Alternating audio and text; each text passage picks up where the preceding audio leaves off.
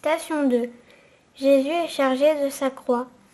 Dans cette station, nous prions pour les opprimés par l'exploitation.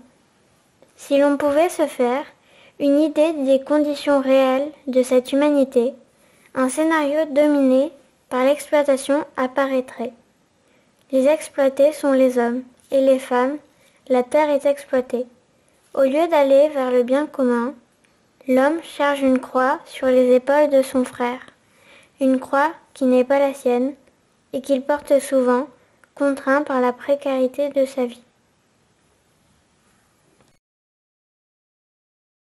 Seigneur, par ta croix et ta résurrection, tu nous as libérés. Tu es le sauveur du monde.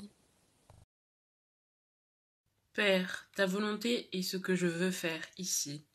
Donne-moi la force de porter cette lourde croix et, avec elle, les injustices du monde. Je sais que ce n'est que le début d'une marche difficile et solitaire, alors s'il te plaît, marche avec moi. Seigneur, tu as été accusé de quelque chose de mal, et tu as été forcé de porter une énorme et lourde croix jusqu'à ta mort.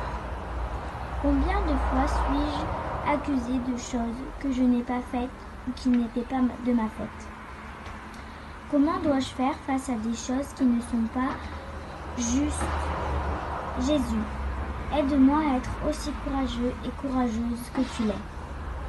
Montre-moi comment défendre la vérité. Aide-moi à accepter les fardeaux de ma vie comme tu as accepté le fardeau de ta croix.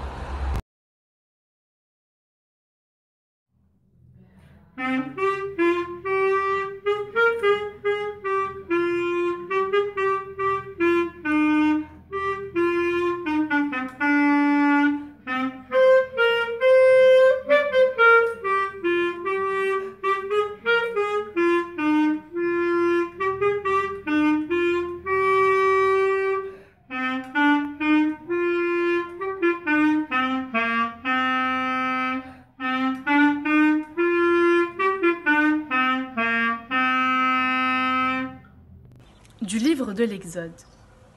Le serpent était le plus rusé de tous les animaux des champs que l'Éternel Dieu avait fait. Il dit à la femme, « Dieu a-t-il réellement dit, vous ne mangerez pas de tous les arbres du jardin ?» La femme répondit au serpent, « Nous mangeons du fruit des arbres du jardin, mais quant au fruit de l'arbre qui est au milieu du jardin, Dieu a dit, vous n'en mangerez point et vous n'y toucherez point, de peur que vous ne mouriez. » Alors le serpent dit à la femme, « Vous ne mourrez point, mais Dieu sait que le jour où vous en mangerez, vos yeux s'ouvriront, et que vous serez comme des dieux, connaissant le bien et le mal. » La femme vit que l'arbre était bon à manger et agréable à la vue, et qu'il était précieux pour ouvrir l'intelligence. Elle prit de son fruit et en mangea. Elle en donna aussitôt à son mari, qui était auprès d'elle, et il en mangea. Les yeux de l'un et de l'autre s'ouvrirent, ils connurent qu'ils étaient nus, et, ayant cousu des feuilles de figuier, ils s'en firent des ceintures. Alors, ils entendirent la voix de l'Éternel Dieu, qui parcourait le jardin vers le soir. Et l'homme et sa femme se cachèrent loin de la face de l'Éternel Dieu, au milieu des arbres du jardin. Mais l'Éternel Dieu appela l'homme et lui dit, « Où es-tu » Il répondit, « J'ai entendu ta voix dans le jardin et j'ai peur, parce que je suis nu et je me suis caché. » Laudato si numéro 13. Le défi urgent de sauvegarder notre maison commune inclut la préoccupation d'unir toute la famille humaine dans la recherche d'un développement durable et intégral, car nous savons que les choses peuvent changer. Le Créateur ne nous abandonne pas. Jamais il ne fait marche arrière dans son projet d'amour. Il ne se repent pas de nous avoir créés.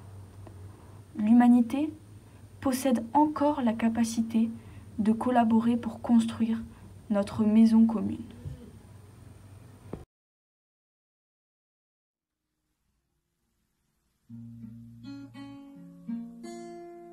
Quand le fruit a déchiré l'homme Dieu, quand on a frappé l'amour ce jour-là que les pierres crient. On attendait ce jour-là que les pierres crient. Mais les pierres se sont tues, la colère s'éveille.